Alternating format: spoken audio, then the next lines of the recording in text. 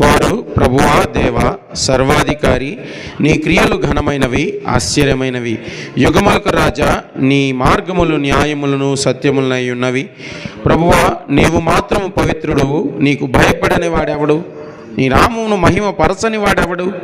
నీ న్యాయ విధులు ప్రత్యక్షపరచబడినవి గనుక జనములందరూ వచ్చి నీ సన్నిధిని నమస్కారము చేసేదరని చెప్పుచు దేవుని దాసుడుకు మోషే కీర్తనయు గొర్రెపిల్ల కీర్తనయు పాడుచున్నారు.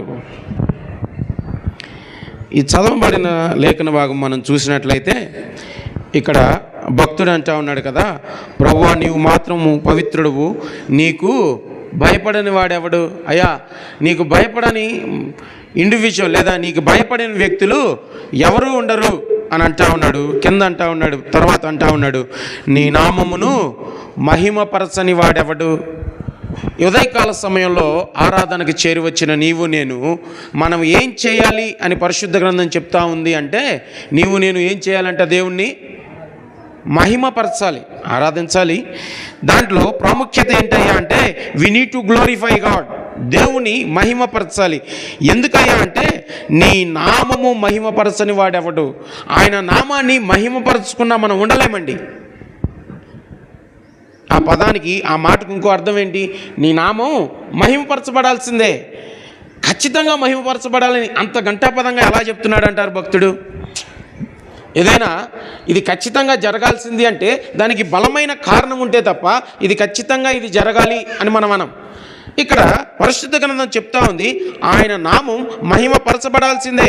మహిమపరచని వాడెవడు అంటే ఆయన నామాన్ని మహిమపరచకుండా ఎవరు ఉండడానికి వీల్లేదు. నీవు నేను ఆయన నామాన్ని మహిమపరచకుండా ఉండలేనంతగా దేవుడు నీకు నాకు ఏం జరిగించాడయ్యా అని మనం ఆలోచన చేస్తే మరి ఆ నామంలో ఏముందో మనం చూడ్డానికి ప్రయత్నం చేద్దాం. రండి, కీర్తన 111వ కీర్తన 9వ చరణం.